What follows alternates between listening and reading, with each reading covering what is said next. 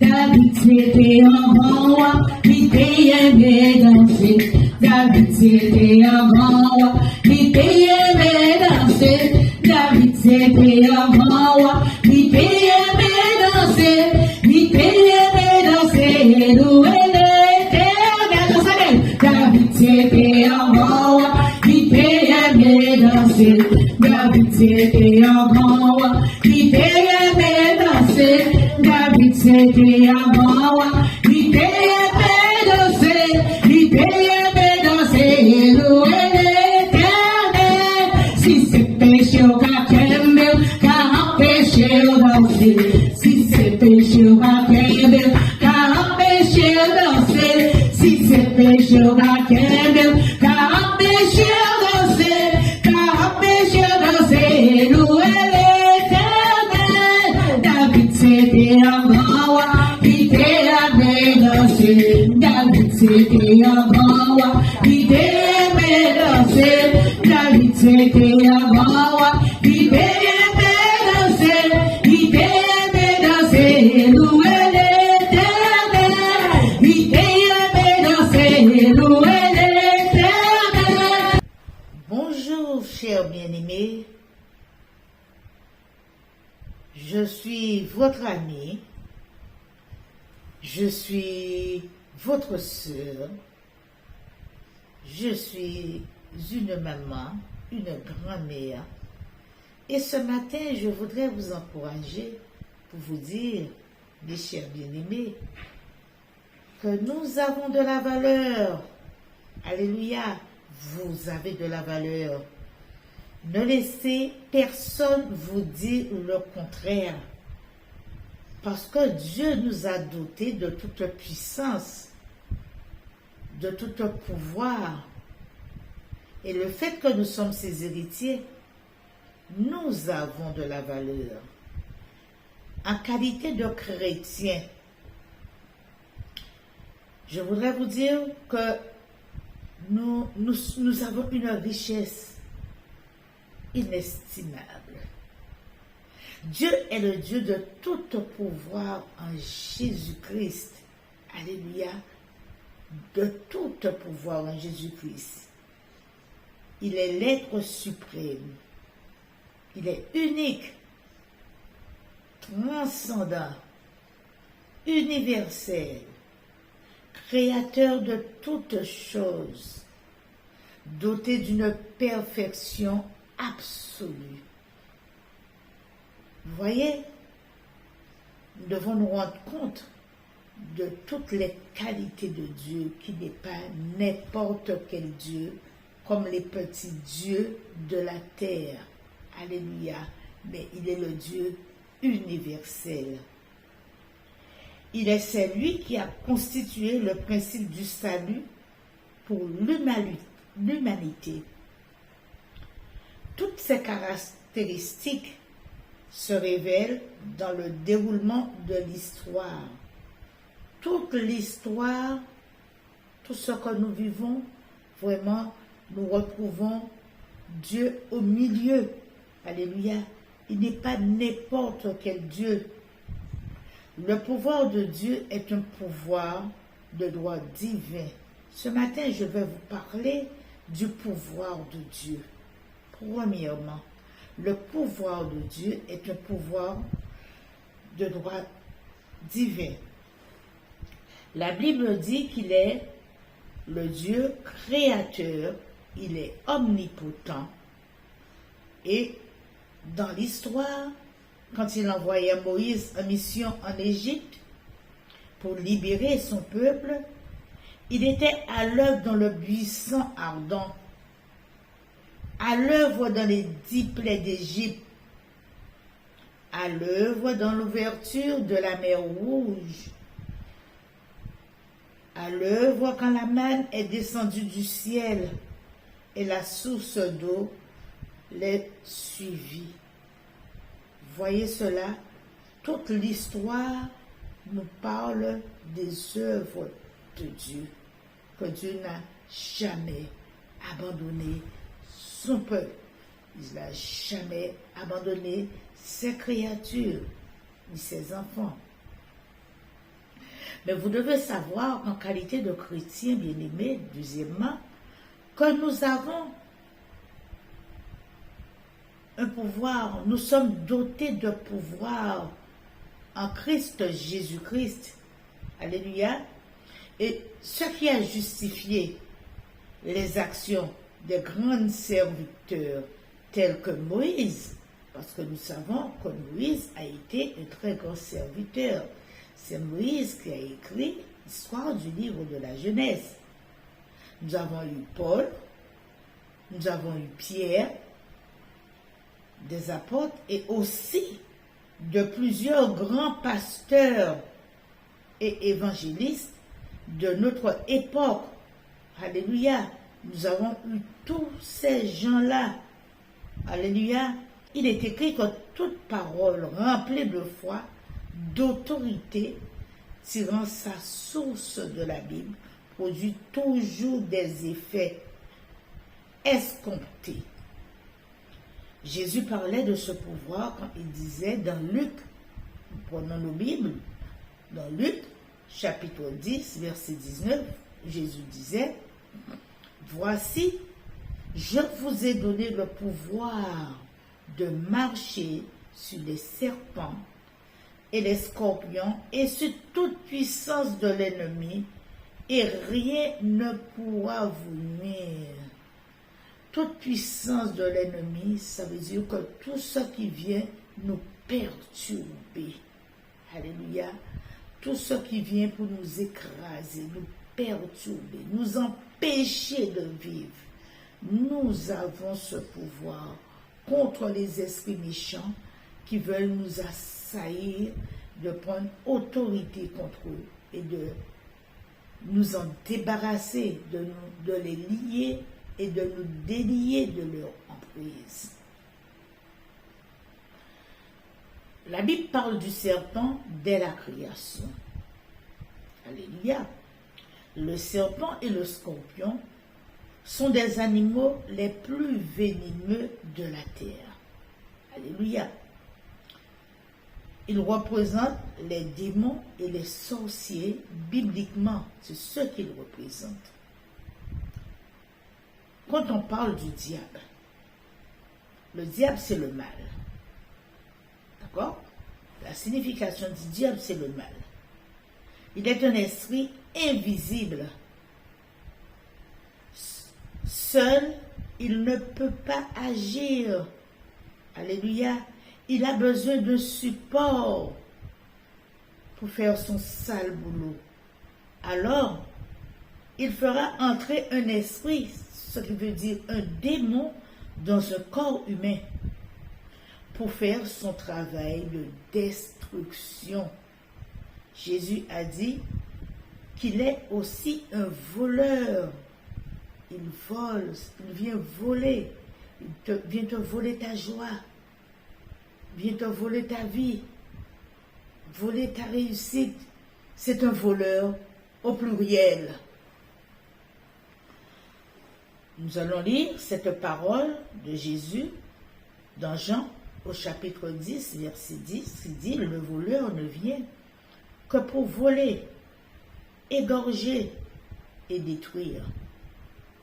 Moi, je suis venu afin que les brebis aient la vie et qu'elle ait en abondance. » Jésus ne nous a pas dit que nous aurons une vie où nous allons être des mendiants.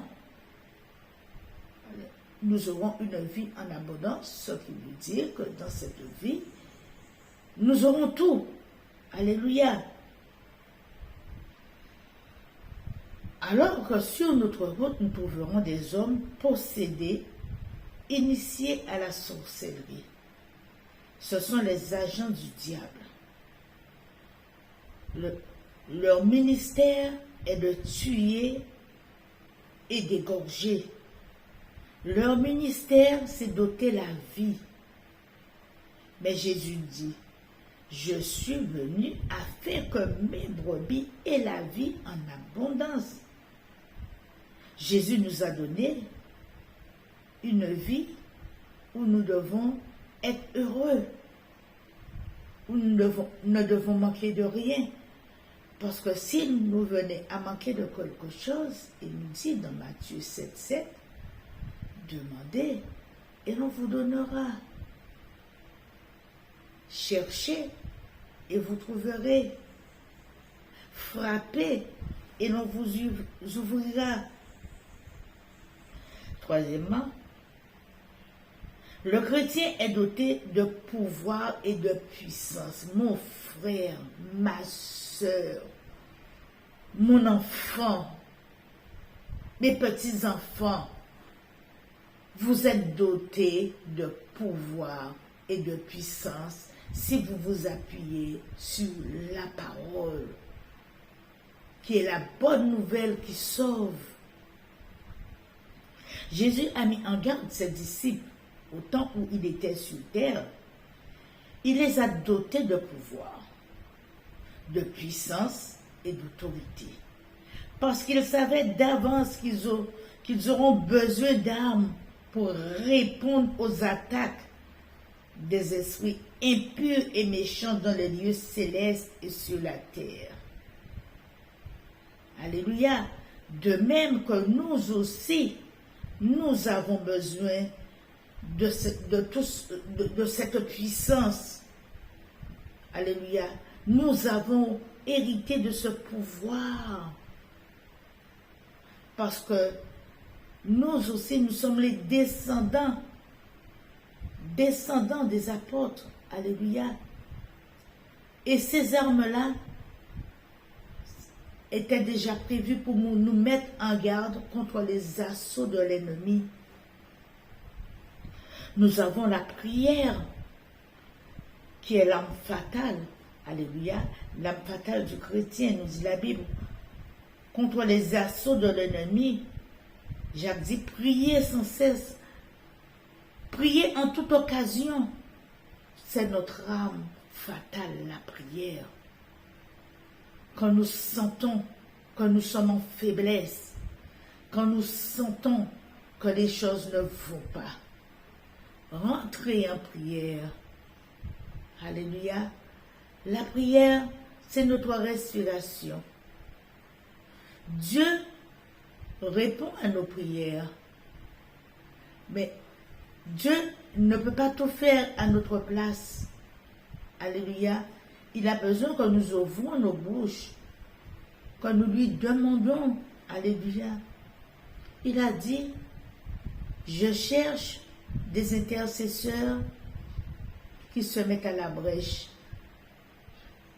En qualité d'intercesseur, nous devons prier.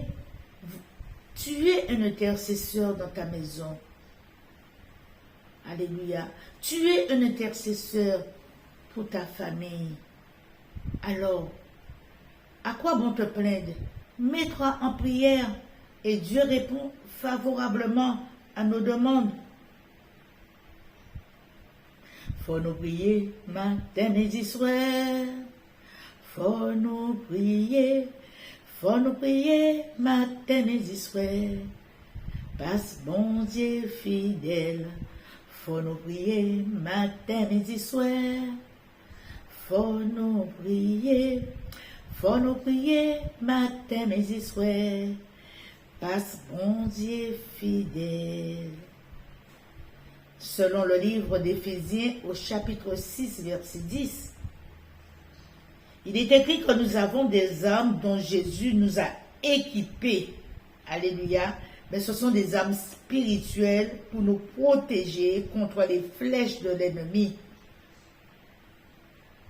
Nous avons le casque du salut, le bouclier de la foi, nous dit les Écritures, la ceinture de la vérité, les chaussures que donnent les ailes de l'Évangile.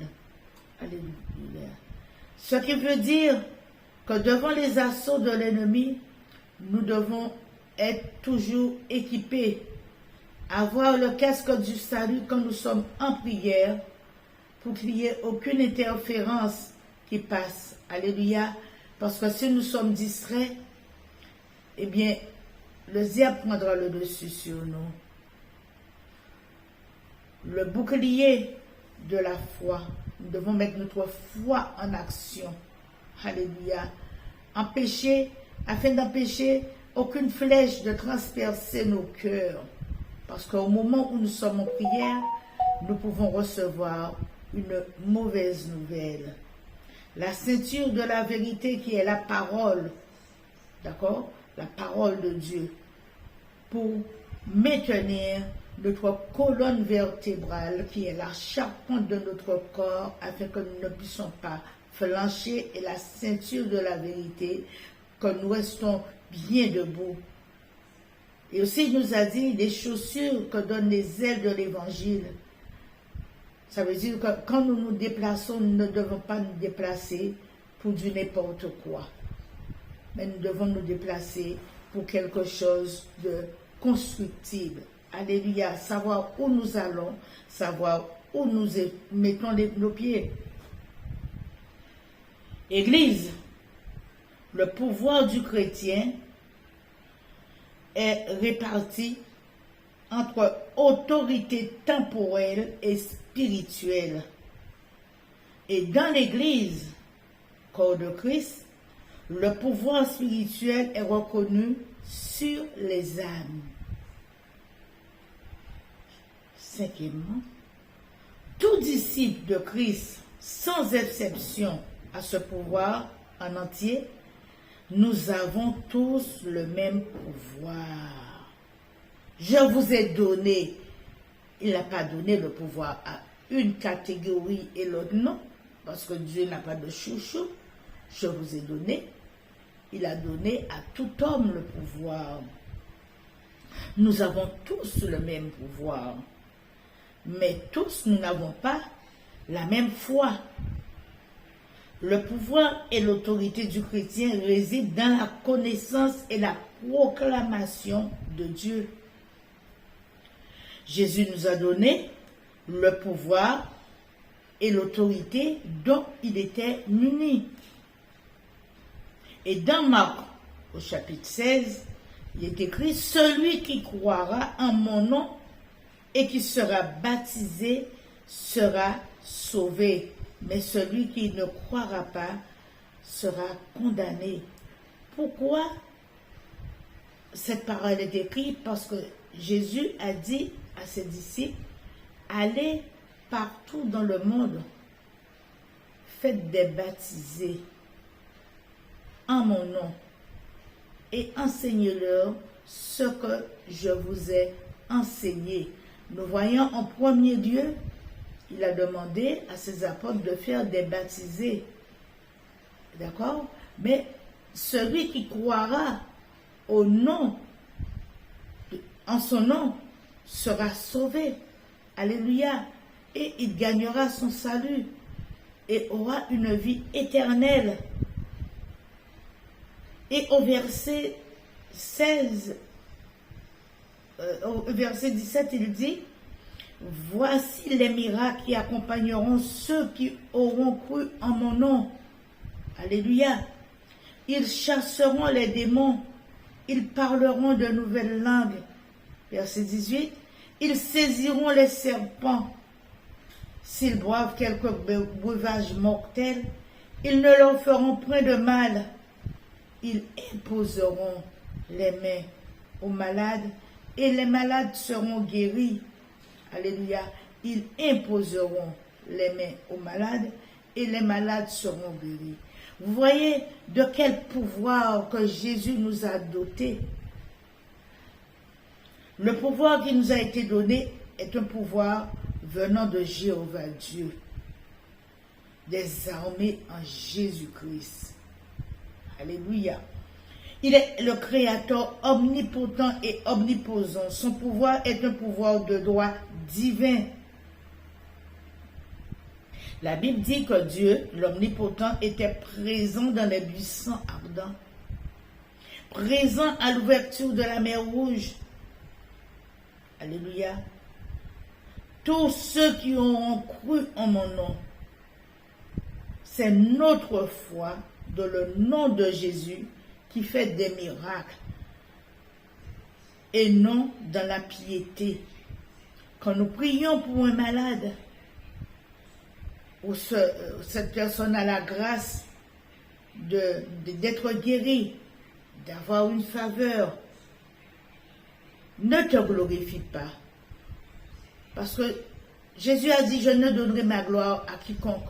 Ne te glorifie pas. Parce que toi, tu ne fais rien. Tu es seulement l'instrument que Dieu utilise pour le faire. Ne dis pas, j'ai guéri, j'ai fait. Tu n'as rien fait. C'est la force divine en toi qui opère les miracles. Il y a trop de gens qui se vantent d'avoir fait. J'ai prié, j'ai fait ceci, un tel a été guéri. Non, nous ne faisons rien de nous-mêmes, mais c'est par notre foi agissante. Et Jésus se sert de nous parce qu'il a mis la miséricorde, il a mis la compassion en nous. Alléluia. Le pouvoir, le vouloir, la volonté. Mais ne nous glorifions pas, mes chers bien-aimés. Trop de gens prennent la place de Dieu. Trop de pasteurs prennent la place de Dieu. Trop de prophètes prennent la place de Dieu. Trop d'intercesseurs prennent la place de Dieu. Trop de prédicateurs prennent la place de Dieu. Vous n'êtes rien. Nous ne sommes rien. Nous ne sommes que des instruments que Dieu utilise. Nous allons parler un petit peu de Pierre et Jean. La Bible dit que Pierre et Jean montaient au temple pour la prière de l'après-midi. À la 9e heure, on amena un homme infirme de naissance et que l'on installait chaque jour à la porte du temple appelée Belle Porte pour qu'il demande l'aumône à ceux qui entraient. Voyant Pierre et Jean qui allaient entrer dans le temple, cet homme leur demanda l'aumône.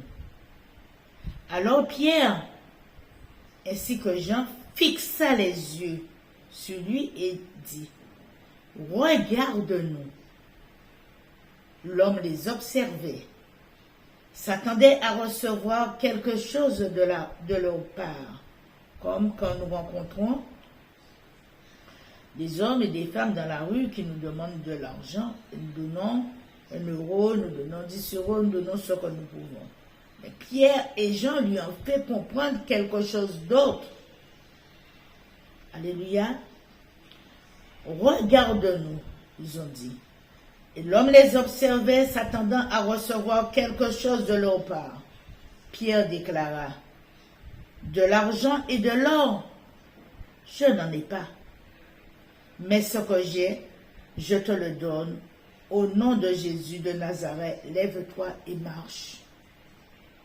Bien-aimés, c'est ce travail que nous devons faire avec les gens qui sont dans la rue, les gens sans abri.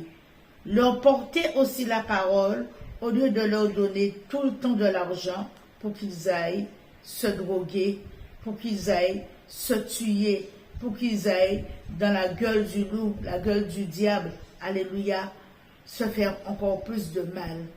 Leur porter cette parole de délivrance, cette parole miraculeuse que Dieu nous donne. Prier avec eux. Alors, le prenant par la main droite, nous dit la parole, il leur releva à l'instant même, ses pieds et ses chevilles s'affermirent. D'un bond, l'homme fut debout et il marchait. Entrant avec eux dans le temple, il marchait, bondissait et louait Dieu. Quelle joie! Et tout le peuple vit marcher et louer Dieu. La Bible nous dit, on le reconnaissait, c'est bien lui qui était assis à la belle porte du temple pour demander l'aumône, parce que les gens l'ont reconnu. et les gens étaient frappés de stupeur et désorientés devant ce qui lui était arrivé. Et en apprenant la guérison de l'homme, et pourtant, la foule curieuse s'est attroupée, nous dit la Bible. Tous sont remplis d'étonnement et d'admiration, parce que quand il y a quelque chose qui se passe, tout le monde est dans l'admiration, dans l'étonnement, se pose des questions, il y a des murmures, il y a des chuchotements, il y a aussi la bonne parole d'encouragement, il y a tellement de choses qui se passent. Acte 3, 12, Pierre, voyant cela, dit au peuple, « Hommes israélites, pourquoi vous étonnez-vous de cela? Pourquoi avez-vous les regards fixés sur nous, comme si c'était par notre propre puissance ou par notre piété que nous usions fait marcher cet homme? » Mais Pierre détourne immédiatement l'attention de lui-même et de Jean, alléluia, pour attribuer le miracle au pouvoir du nom de Jésus. Tout de suite, Pierre a détourné l'esprit du peuple sur eux pour les faire comprendre que eux-mêmes, ils n'ont rien fait. Ils ne peuvent pas s'attribuer la gloire de Dieu. Et toujours dans Acte 3 au verset 16, il est écrit, c'est par la foi en son nom, alléluia, c'est par la foi en son nom que son nom a raffermi celui que vous voyez et connaissez. C'est par la foi en lui qui a été donné à cet homme cette entière guérison en présence de vous tous. Alléluia. C'est par la foi. Tout, pour tout, nous devons mettre notre foi en avant. Une foi agissante. Alléluia. N'éteignons pas ce que Dieu a mis en nous. Au contraire, faisons fructifier toutes ces puissances qu'il nous a données. Cette œuvre démontrait, bien aimé, d'une manière éclatante la vie et la puissance en résurrection de celui qui avait été mis à mort. Alléluia. Vous avez renié le saint et le juste, leur déclare l'apôtre. Non pour l'être condamné, mais comme quelqu'un qui comprend par expérience la honte de ce péché. Vous allez lire Luc, chapitre 22, verset 57. Alléluia. Nous avons, mes chers bien-aimés, un pouvoir qui nous est attribué. Jésus a dit, je vous donne le pouvoir et l'autorité. Son autorité est, c'est-à-dire l'autorité de Dieu. Ils ne viennent pas de notre position dans la vie ou de la puissance du monde. Alléluia, mais de Dieu. L'autorité de Jésus vient de sa relation avec Dieu. C'est ce que lui a donné sa légitimité. Quand il dit, en mon nom, vous chasserez les démons qui viendront vous infecter, qui viendront infecter votre quotidien. Et c'est au nom de Jésus que les malades seront guéris. Alléluia.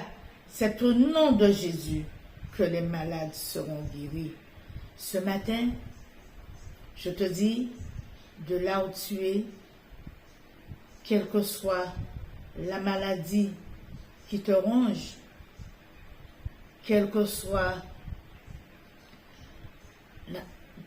le problème que tu as, sache que Jésus-Christ t'a donné le pouvoir pour prendre autorité, pour t'en débarrasser, pour chasser cette maladie. Et je déclare au nom puissant de Jésus que la maladie est vaincue. La maladie est vaincue dans ta vie. Au nom puissant de Jésus. Bien-aimés dans le Seigneur,